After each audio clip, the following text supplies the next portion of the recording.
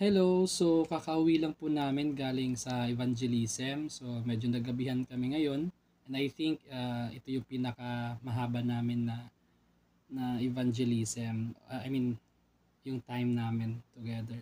So right now, magkakaroon kami ng debriefing ng aking asawa. So gusto din naming maibahagi sa inyo kung ano yung nangyari ngayon sa evangelism natin. So pwede na kami magsimula. So, matanong kita. So, ano naman, kamusta naman yung evangelism natin ngayon? Ano masasabi mo? Mga natutunan, mga narinig mo, ano ba? Wala kang naintindihan. Wala ka naintindihan. Hindi, kasi yung first group na in-approach namin, tinanong ko sila kung nagtatagalog sila. Sabi nila, hindi po. So, tinawag ko na siya kasi siya lang marunong magbisaya. So, siya na yung nagkausap sa kanila.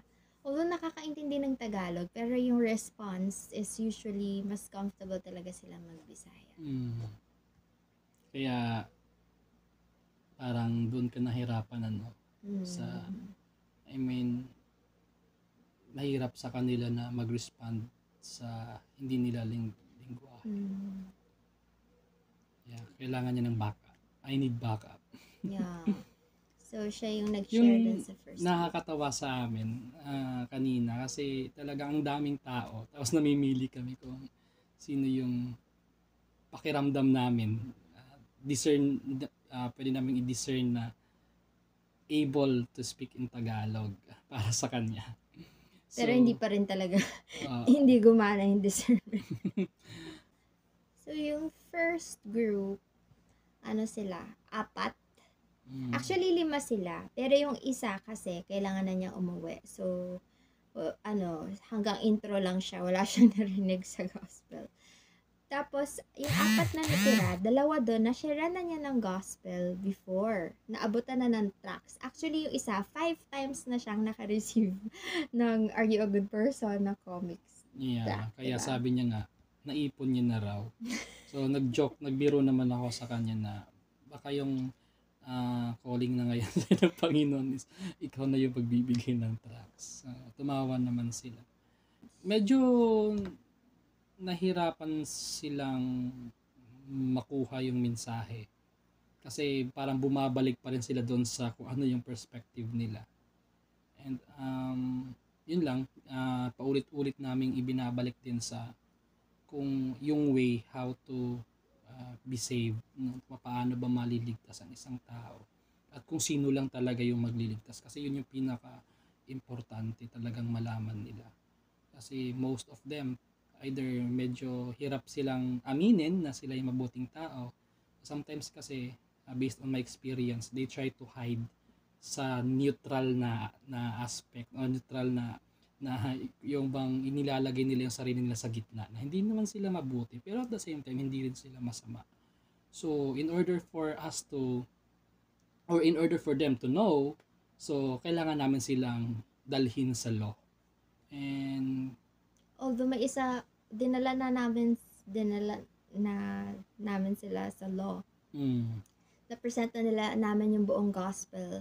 Tapos at the end of it, yung isa sa kanila, inano pa rin na mabuti pa rin siyang tao.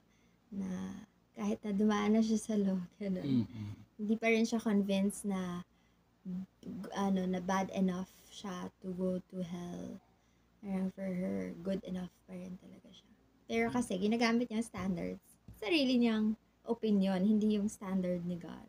Yeah, and kaya kanina, in-open up ko din yung sinabi ni James na God opposes the proud but give grace to the humble. So, kung sinasabi ng isang tao na siya ay kiniklaim niya na siya ay mabuti, so kung tunay ngang mabuti siya, dapat una mag-reflect doon yung humility. But, and the opposite of humility, of course, the pride, yung pag-boast natin kung ano tayo, doon pa lang, lang na. So, doon pa lang patunay na yun na hindi na mabuti yung isang tao. And ultimately, the scripture already gave us the answer na sabi ni Jesus Christ, di ba, na God is He is only good, no? Ang Diyos lang yung mabuti, wala nang iba. And ganun din sa Romans 3, di ba? Alam na natin yun. Parang lagi na natin ginagamit yun when we share the gospel, right? No one is righteous, not even one. Na-explain niya rin, ang ganda nga rin kasi na ano niya, medyo hindi ko siya na-insert, pero ang ganda rin na pagkaka-insert niya na na-open up niya yung Mark chapter 10, yung young rich man na good master, what must I do to enter into your kingdom or into God's kingdom. Pero yun, pinakita doon na hindi sapat yung goodness na akala niya. And actually, hindi naman talaga ang hirap. Ang gusto talaga ipakita doon is kung talagang gusto mong makapunta sa langit is you need to deny yourself. Pero walang pag-deny, di ba? Pag sinasabi mong I do this and I do that, parang parang you're trying to earn heaven by your good works na hindi naman pwede according to Ephesians 2:8. Yeah. Kaya nga sinabi ko din kanina na ewan ko, parang nasabi ko kanina, natanong ko siya kung saan niya ba binibase o ibinabase yung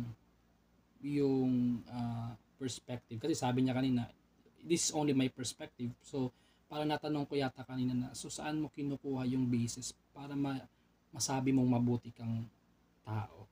So, and alam na natin yun di ba? Alam na natin talaga, mauuwi yun sa sarili, personal pa rin yun. Hindi talaga yung authority yung scripture. Kaya, I think, maganda rin talaga na even sa evangelism, na pro-proclaim yung authority ng scripture. Kasi kahit kanina, may mga professing Christians kami na witness, na encountered, na kausap, but sadly, nalungkot kaming dalawa na hindi nila alam yung gospel. Tinanong ko sila, what is the gospel? But sadly, nalungkot kami na both of them, they don't know. And na-mention nila kung saan church nila, and I'm familiar with their churches. But yun nga, in-explain ko din na talagang dapat maituro sa church yung gospel, since sila din mismo nagsabi na lumaki sila doon sa mga since birth nilang daw sila, pero according to them, nakalimutan lang daw nila. Naituro naman daw pero nakalimutan nila. But I think yun yung kailangan talagang mag-sink o talagang matanim sa puso, sa isip, at saka yun yung talagang mag-sink in, di ba, sa isipan ng isang Christian. Kasi yun yung foundation ng Christianity, yun yung core. Kaya nga sabi ko kanina, ang central ng gospel is si Jesus Christ. And if you don't have Jesus Christ, you don't have the gospel. And if you don't know the gospel, wala, questionable yung Christianity. Ano yung basis mo pag-attend lang sa church? Yeah. And nalungkot ako kasi one of them is nasa ministry pa, no? But we hope na talagang na-explain namin yung gospel sa kanila, naintindihan nila, and nag-depend lang din naman kami sa Panginoon na hindi yun masasayang yung naitanim namin na seed sa mga puso nila. Basta yun lang, talagang bumalik tayo paulit-ulit doon sa papaano kayo maliligtas, ano ang solution doon sa pinakamalaking problema na kinakaharap ninyo, which is ang sin na na-offend natin ng Panginoon. And minsan bumabalik pa rin doon sa thought na I believe because I believe in Him, I believe in God. Kaya present namin yung James chapter 2 na verse 19. If you believe that God is one, you do well. Even the demons believe and shudder. And yun din, naibahagi niya rin yung Hebrews chapter 9 na it is appointed unto man. Kasi yung simula, nung tinanong niya, parang medyo confusing din yung perspective kasi either reincarnation or resurrection. So, ba't nabanggit nila yung reincarnation? Tapos Pero professing Christian, no? ako din na ngayon nagulat din ako na ganun nga. Pero pero ano ka talaga doon, naguluhan ka talaga sa starting. So, bali second batch na to. Second batch na tong tinutukoy namin na ang tinanong ko kasi sa kanila is ano sa tingin niyo yung nangyayari sa isang tao pag namatay siya balang araw. So, yun yung sinagot nila na tingin nila nabubuhay ulit. Pero in another form. Pwedeng another tao o kaya hayop, ganyan. Tapos, later on, tinanong ko sila kung naniniwala sila sa langit at impyerno. Oo naman daw, naniniwala naman daw sila sa Diyos. Tapos, tinanong ko sila kung sa tingin nila good enough sila to go to heaven. Tapos, sabi nila, not on the basis of good works nila, pero through Jesus. So, medyo nasa sense ko na parang professing Christian. Pero nga, hindi ko na-gets na bakit sila niniwala sa reincarnation. Yeah, siguro kung kasama ninyo kami or kayo yung nag-evangelize sa ganong klase na conversation, yung theology talaga nila kahit saan parang magulo, walang foundation talaga, kahit saan, kahit kung ano yung maisip o ano. Pero sabi rin naman kasi ng isa na yun, nag-iingat din siya na magbigay ng sagot kasi napaka-broad daw ng yun sinasabi ng scripture, and para nag-iingat daw siya na magbigay ng sagot, baka mali yung pagka-deliver niya. I think for me parang na lang yun defense na lang yun, parang panakipbutas na lang yun na alam yun na kaya hindi siya sumasagot. Yeah, or kasi she professed to be a Christian but walang walang accurate na or exact na answer. So parang it's a defense or parang iniingatan na lang yung sarili niya na mapag-isipan siya na tawag nito na hindi siya talaga, or kung hindi man siya personally, pwedeng ang church na walang masinsinang pag-aaral, like, or walang personal. Although tinanong niya na kung nagbabasa sila ng Bible, so or nabasa ba nila yung buong Bible, and inamin naman nila na hindi. Pero yun yung pinaka nakakalungkot because I don't know if March ilang beses niya nang na-encounter yung mga ganito, but in my experience simula nung nag-evangelize ako, talagang nakakalungkot na may encounter ka ng mga ganitong Christians na lumaki na rin sa church at meron na rin mga ministry na pinanghahawakan, pero even the very basic, 'di ba? Basic 'yun, yung gospel, 'di ba? Pinaka-center, pinaka-foundation, pinaka-core ng Christianity. Na kung wala ang gospel, wala lahat ng sira lahat ng theology mo, sira lahat ng ano mo. Kaya ganito na lang siguro yung desire namin na mag-reach talaga sa labas ng mga tao, kasi even professing believers still need to hear the gospel. Kailangan talaga nilang marinig yung ebanghelyo. And kahit mismo kanina pinaliwanag natin, 'di ba, na hindi kasi parang na-raised na mapagpatawad ang Diyos, mapagmahal ang Diyos, hindi parang meron daw mga na judgmental daw, 'di ba, na masyado. Pero in-emphasize namin na hindi lang dapat tayo, 'di ba, pumipili ng like kung sinabi ng scripture na for the wages of sin is death, tanggapin natin 'yon, 'di ba? Yan yung sinabi natin kanina. At kung sinabi naman din ng Bible na for God so loved the world, tanggapin rin natin 'yon. So hindi tayo pipili lang ng isa. Kaya in-emphasize talaga namin kanina yung kabanalan ng Diyos. Yung pagiging righteous niya, yung pagiging just niya, pagiging holy niya, na kung saan paparusahan niya talaga yung mga makasalanan na hindi lalapit kay Hesukristo at hindi magsisisi sa kasalanan. Diba? Yeah. Ayun. Siguro isa sa mga tumatak sa akin kanina, yung sa first witnessing namin, na-realize na nila na deserve nila yung hell. So, yung isa doon, talagang nakatungo na lang. Hindi, bago yun, yung isa, sabi niya, tinanong niya kasi ano siguro yung way para hindi ka mapunta sa hell. Tapos parang sa kanya is tatanggapin na lang. Tama ba yung intindi ko? Tatanggapin niya na lang na sa hell siya pupunta. Na gano'n na. Wala na, gano'n na. Di sa hell na. And common din yun na, actually, common yun na naririnig ko dito. Talaga? Na tinatanggap na, kaya nagugulat. So, kaya tinatanong ko sila minsan, hindi lang itong ngayon nangyari, kundi even in the past, tinatanong ko na, so ibig sabihin, willing ka na lang na mapunta sa impyerno.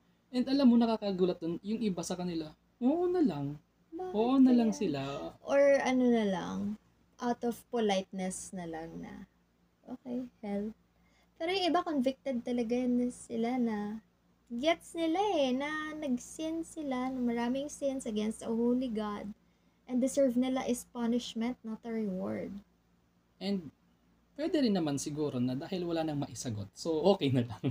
So, tanggap na lang. Parang dead end na. Pero ang ikinaganda kanina, kasi yun nga, may napansin si March na may mga ilan sa kanila na nung nabanggit yung good news, parang nagkaroon at maybe ng eagerness. Ito na yung kakwento ko, yung isa ganun, diba? Tapos yung isa, nakaganon lang siya. Tapos nung sinabi niya na may solution, biglang parang nag-lift yung head niya. Yun yung sa first, pati sa pangalawa, yung isa din girl, ganun din na nung pagdating na sa ipe-present na niya, ano yung way? Kasi nakita nila na parang dead end na wala hindi nila kaya iligtas sarili nila Na-realize nila na kahit humingi sila ng tawad, banal lang Diyos, hindi niya kayang i-overlook ang sins. So, na-realize nila na wala, doomed for hell talaga. Tapos nagsabi siya na may way out of it. Talagang nakita ko yung eagerness dun sa isang girl dun sa first group and another girl dun sa second group na to hear, ano yung way? Paano? Hindi mo punta sa hell. Kasi, ang ganda din talaga ng illustration ng judge and criminal or yung police at saka criminal. Kasi, even though na lagi kong nai-encounter yung parang respond ng mga nawi-witnessan namin or ako noon, na yung lagi nilang, kasi judge yan tao yan. Magkaiba yung judge at saka yung Diyos. Kasi ang Diyos mapagpatawad. Pero ini-emphasize ko na, so ibig sabihin ba mas concern ng judge ang justice compared sa Diyos? Hindi corrupt ang Diyos. And very clear ang kanyang salita na He will punish. Kaya nga nagbigay kami ng mga verses, yun, Revelation 21 verse 8, 1 Corinthians 6:9 sa mga past kahit although kanina hindi natin na-mention, right? Yung Romans 6, yun, yung Romans 6 talaga, for the wages of sins din, kasi kailangan talagang mapaunawa sa tao na may utang siya sa Diyos Yung life niya, utang niya rin yun. Pero yung kasalanan, yung gagawa ka na, yung life mo nga utang na tapos gagawa ka pa ng kasalanan, 'di ba? So may utang tayo sa Diyos na kailangan pagbayaran. And ang ganda rin kasi na-insert mo kanina, 'di ba, na sabi mo nasabi mo na dalawang bagay lang yan, dalawa lang. Either you will pay your sins sa hell or Jesus Christ will pay for your sins. Tatanggapin mo yung ginawa ni Jesus para sa iyo, na pagkakatiwalaan mo siya. So pili ka lang. So binigyan namin, talagang challenge namin sila na pag-isipan nila, and it's up to them of course we know the doctrine about election, pero if they are truly part of the sheep, di ba, so talagang pipiliin nila yung ano. But of course, since we don't know the elect, that's why we evangelize. So hindi naman namin alam. So that's why we open their mind na makita nila na ito yung danger. Kaya gusto mo ba to? Na mapunta ka sa ito yung kabayaran na tatanggapin mo? Or ito, mayroong free gift and then yung way for you to be saved. Simple lang. Yung example natin kanina, di ba, na sinabi natin, it's very simple. You don't need to, parang dami po pang dapat gawin. Even tonight, you will be saved if you will just repent and put your trust in Jesus Christ. Yun yung sabi namin kanina. So, ayun, ang daming tao, honestly, actually gusto pa nga namin sana, but syempre gabi na. gabi na talaga. And may mga kailangan pang i-prepare sa bahay. Yun, hopefully magulo siguro yung pagkakakwento namin, pero intindihin nyo na lang. Yun lang, we just want to share our thoughts, our experience, our witnessing today. And yun lang, parang ang ano ngayon, yung parang pinaka na-highlight ngayon is nakapag-usap kami ng mga Christians na kung saan parang nakabigyan ng lungkot sa mga damdamin namin na hindi nila alam yung gospel. Actually, ang dami Christian churches dito. Parang bawat kanto, meron nga. Ang dami talaga. Kahit nga lang dito, di ba? Paglabas mo may church. Maya-maya pa may church na naman. Tapos doon may church din. Kaso, yun nga. Maraming professing Christian pero hindi clear yung gospel. Pwedeng minsan naisip ko din, pwedeng na-present nga si Jesus, pero hindi ganun kalalim na kung saan kailangan nilang maunawaan yung problem.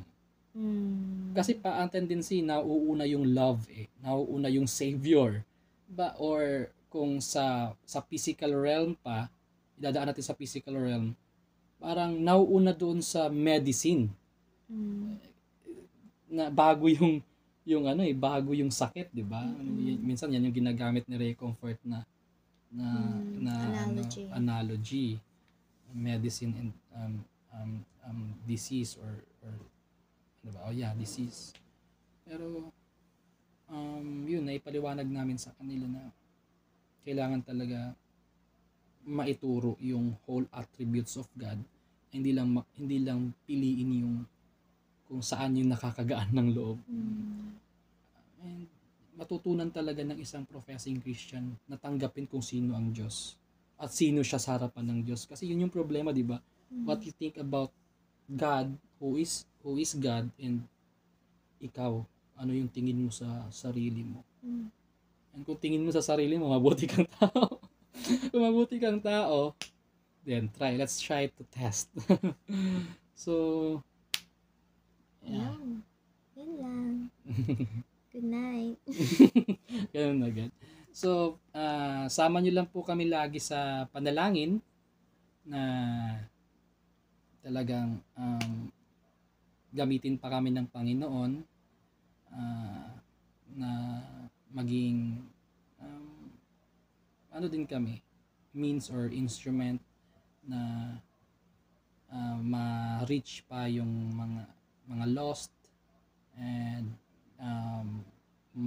mapalaganap pa yung ebanghelyo. Talagang ma-preach si Christ, na talagang si Christ lang talaga yung savior ng mundo at wala nang iba.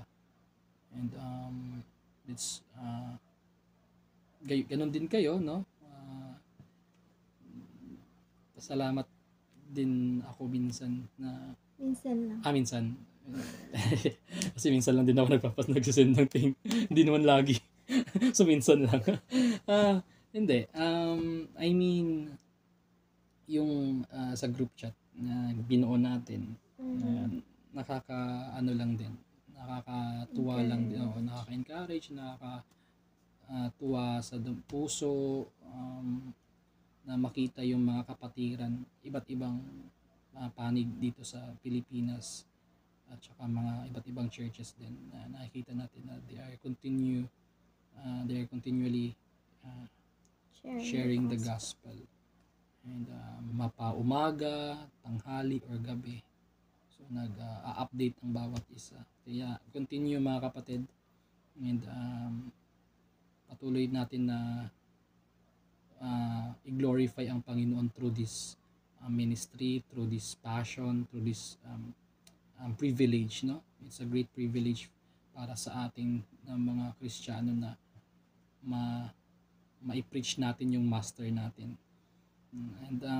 And meron din kaming narinig, di ba, mahal, na nagsasabi na tayo daw na mga naniniwala sa doctrines of grace is hindi daw hindi nag-share.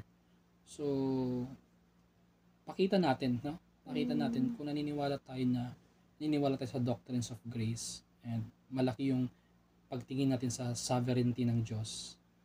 Dapat mas lalo pa tayo magsumikap na maipalaganap ang gospel, no?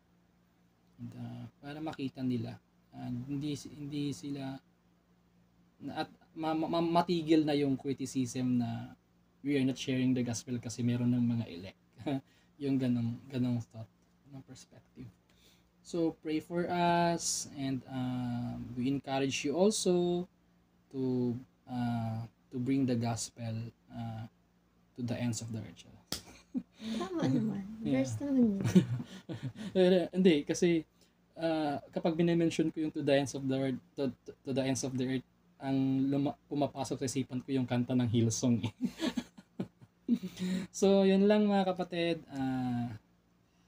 Ayun lang. Bye-bye! Bye!